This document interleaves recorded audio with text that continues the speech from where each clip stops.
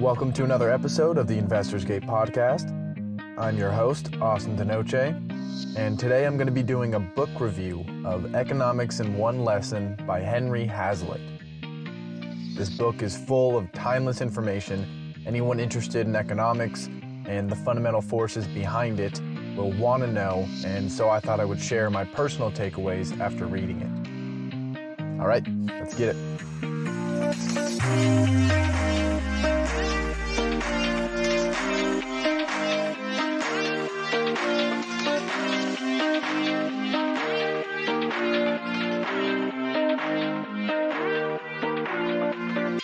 The driving theme of this book was around one particular economic fallacy, hence the name Economics in One Lesson.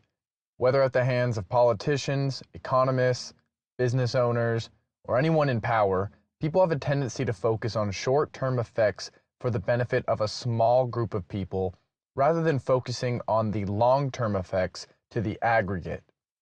Short-term gains are more tangible and politically popular because they're immediate and easily traced back to one's decisions, which can make that person look really good in the moment. Yet it's the long-term consequences that end up being far more important. It's just harder to measure all those consequences. And it's especially hard for people to connect those long-term consequences back to the original decisions that led to them, which is why they are often overlooked and why short-sighted economic actors tend to ignore them. But the ripples following economic decisions can be incredibly far-reaching. There's often a domino effect extending way beyond the first-order goals of those decisions.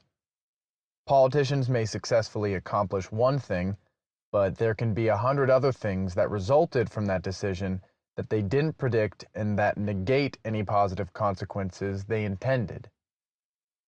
Quite often, the second-order externalities of economic actions actually go entirely unnoticed because the first-order consequences prevented them from ever occurring. For example, if you had plans to buy a suit but came home to find your window was broken, that may generate economic activity for the window maker, but it will draw away activity from the tailor as that money was used to repair the window. The same can be true of government decisions to build bridges or start new welfare programs.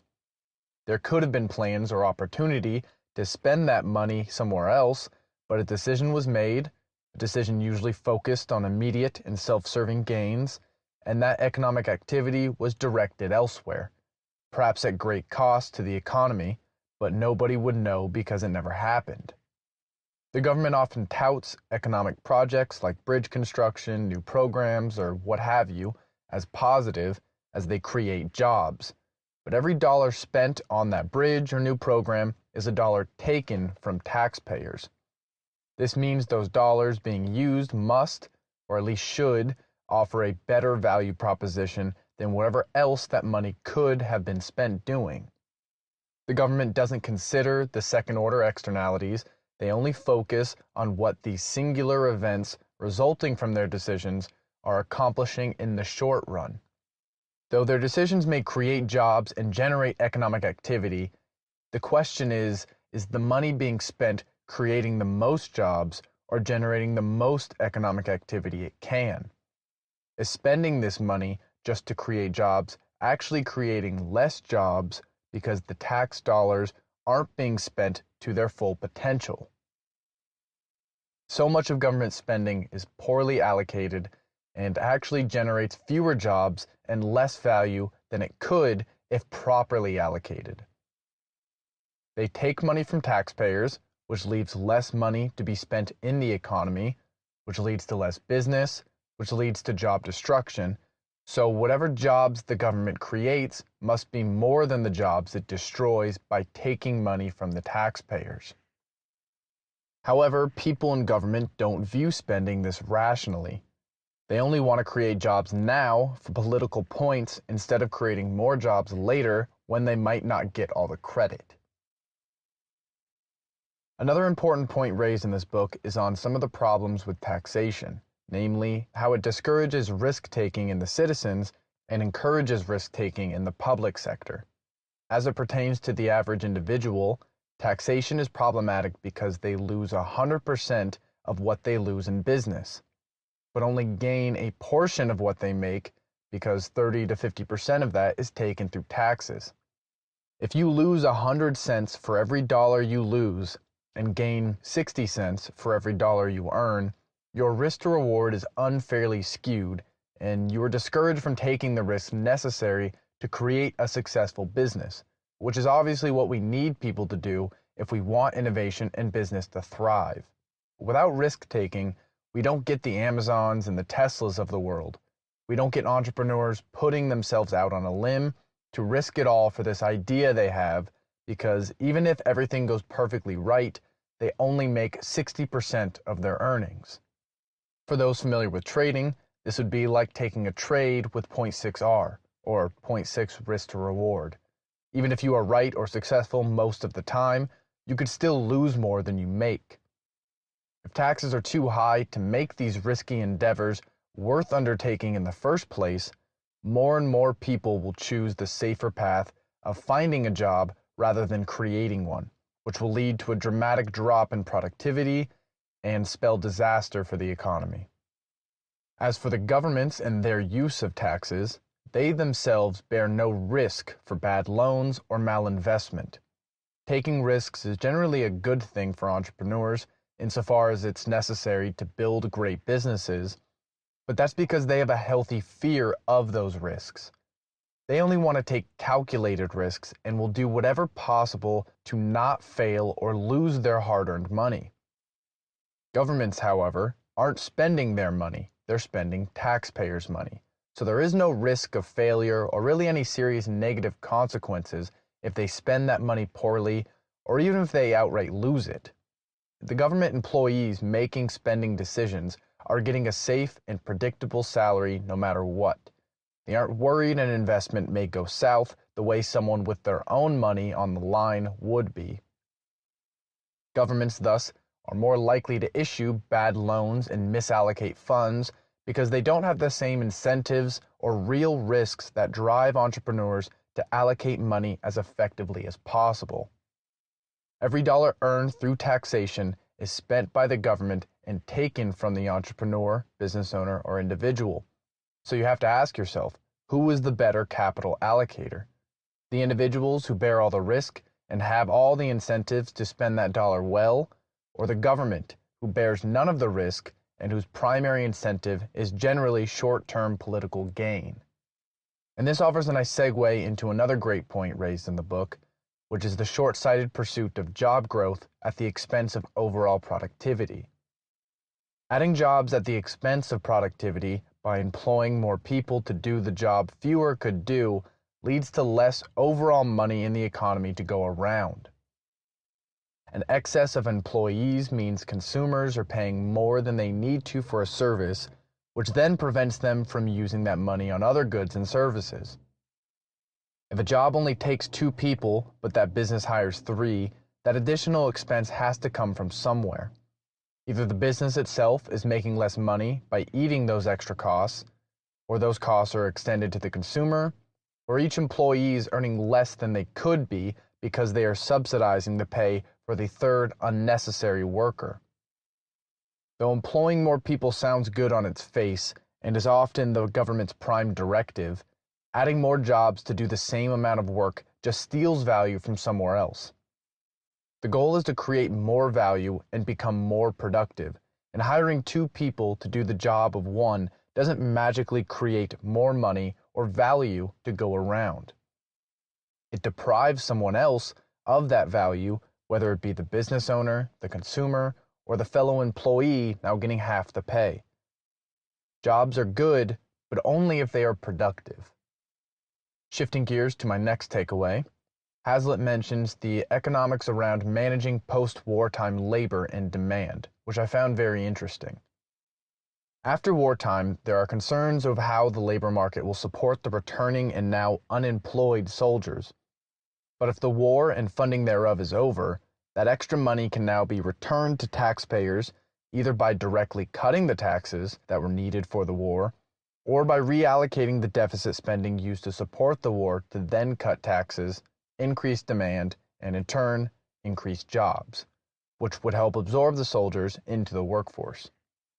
This point may not be the most relevant, but I found it very telling about the simplicity of balancing supply and demand sometimes. It isn't always as complicated as people make it out to be, and really can be as simple as shifting things from one side of the scale to the other. The next point raised in this book I found noteworthy was on tariffs.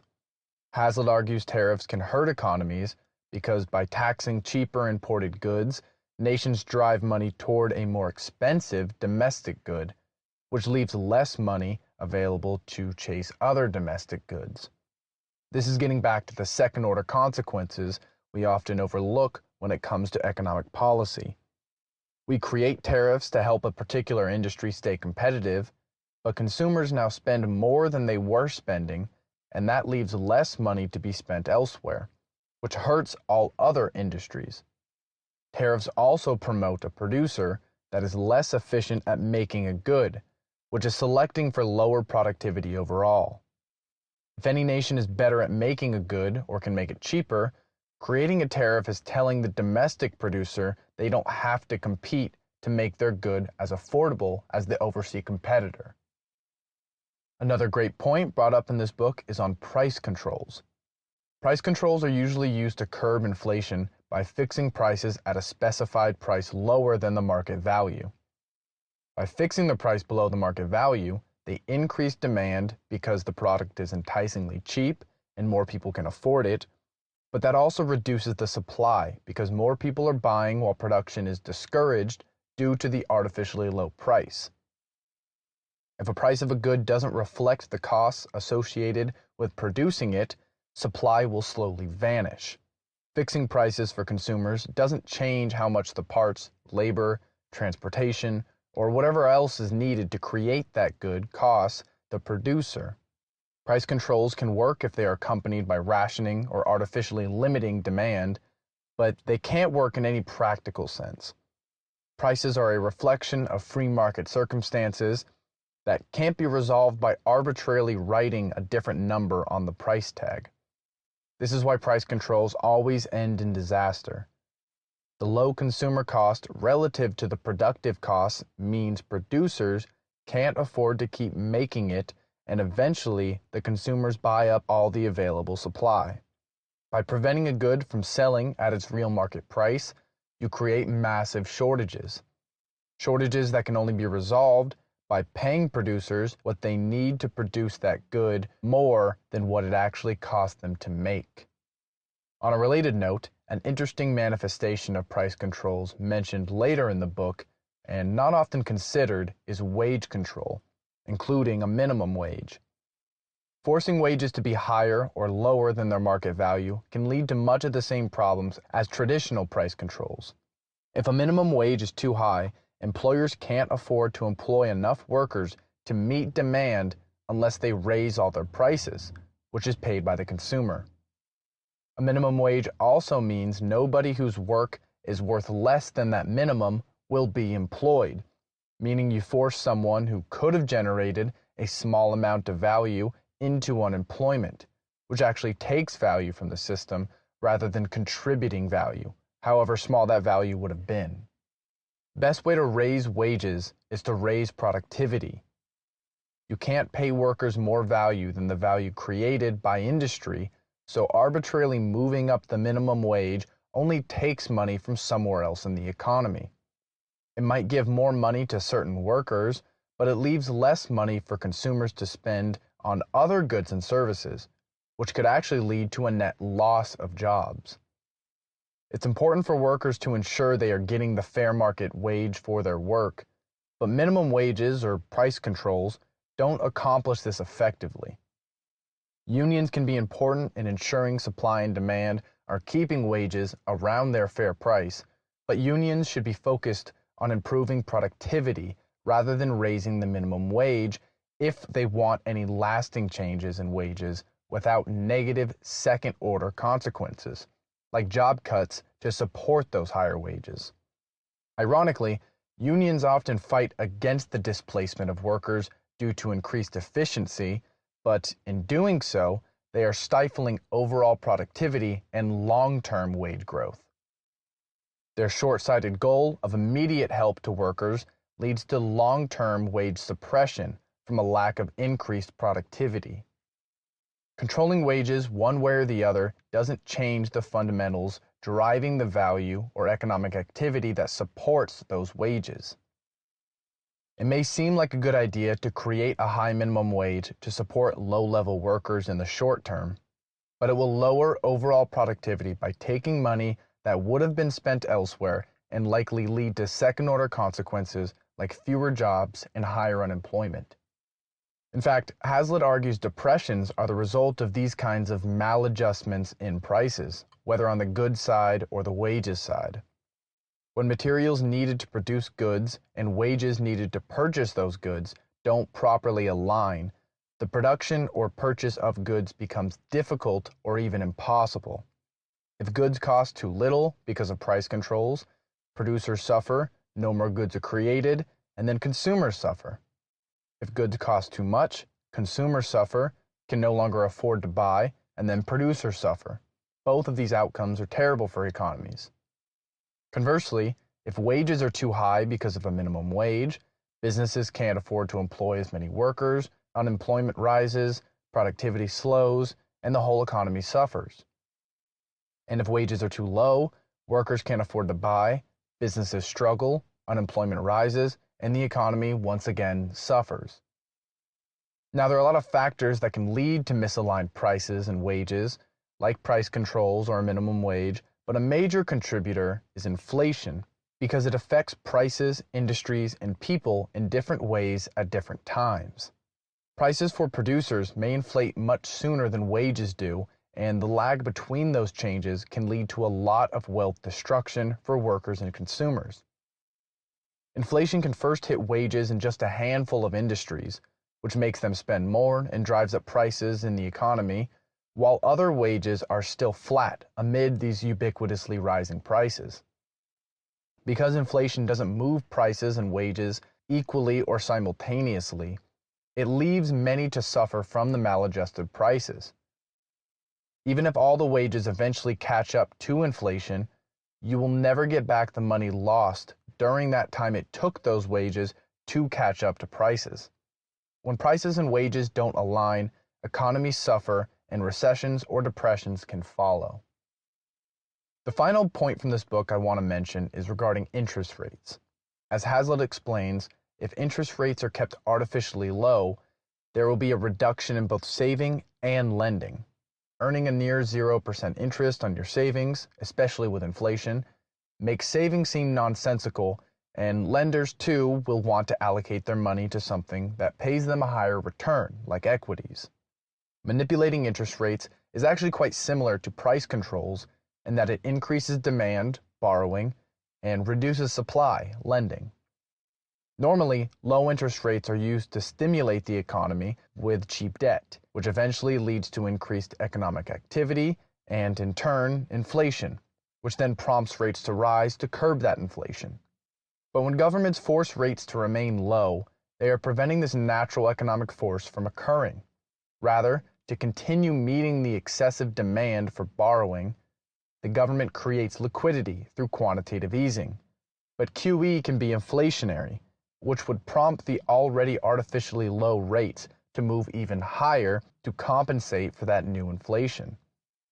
By suppressing rates, governments are creating the same problems found when price controls are implemented. They are just able to keep this imbalance going on for much longer because they can keep printing more and more supply, whereas producers can't just print more goods. And they especially can't do so for free, the way the government can make money for free. But while the government can postpone the negative consequences of interest rate controls longer than a producer could weather price controls, because of their unique ability to print money, eventually the outcome will be the same, worse than if they never did it. So, just to summarize, the main themes of this book are 1. To consider all the second-order and long-term consequences of economic actions, including those that never occur because of the first-order consequences. And 2. Controlling elements of the market like prices, wages, or interest rates only leads to more problems. Imbalances are the market's way of telling us something needs to be fixed, and suppressing that or attempting to temporarily mask it with an arbitrary fixed price, wage, or rate will only delay and exacerbate the problem. All right, now before I sign off, I just want to make clear this summary is by no means exhaustive and really just represents my own key takeaways. I encourage everyone interested in economics to read this book in its entirety because it was incredibly insightful and this short podcast doesn't do it justice at all. So with that said, I appreciate you taking the time to listen to this book review. Hope you enjoyed and wish you the best of luck.